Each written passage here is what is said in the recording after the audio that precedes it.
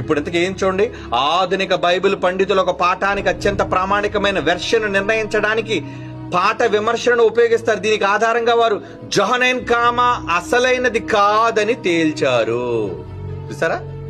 అంటే ఈ తెగ వాళ్ళు ఏం చేశారంటే త్రిత్వ సిద్ధాంతాన్ని మనం నేర్పించేయాలి. ముగ్గురు వేరువేరు కాదు, ముగ్గురు ఒక దేవుడే, కుమారుడు లేడు, పరిశుద్ధాత్ముడు లేడు, ఒకడే ముగ్గురుగా కనబడతారు కాలానుగుణంగా అనే ఈ సిద్ధాంతాన్ని ప్రజల మధ్య మనం చెప్తే ఎవడు నమ్ముతాడు? కనుక కింగ్ జేమ్స్ వర్షన్ లోను రకరకాల ట్రాన్స్లేషన్స్ లోనే అవసరమైతే బైబిల్ తాలూకా గ్రీకు భాష బైబిల్లో కూడా మనం ఇన్కార్పొరేట్ చేసేద్దాని ఆ 5వ అధ్యాయం 7వ వచనాన్ని తండ్రి కుమార పరిశుద్ధాత్మగా వేసేశారండి. ఓకే, ఇకపోతే చూడండి, మూలం ఈ భాగం లాటిన్ భాషలో చేసిన తప్పు అని తెలుస్తుంది. ఏం చేశారు? ముందు లాటిన్ భాషలో మార్చేసి, ఎందుకంటే గుటెన్బర్గ్ ముందు అందులో కదండి ముద్రించాడు. తర్వాత తెలుస్తుంది, తర్వాత దీన్ని కొన్ని గ్రీకు మాన్యుస్క్రిప్ట్ లో కూడా చేర్చేశారు. ఇది త్రిత్వ సిద్ధాంతానికి మద్దతు ఇచ్చే అవకాశం.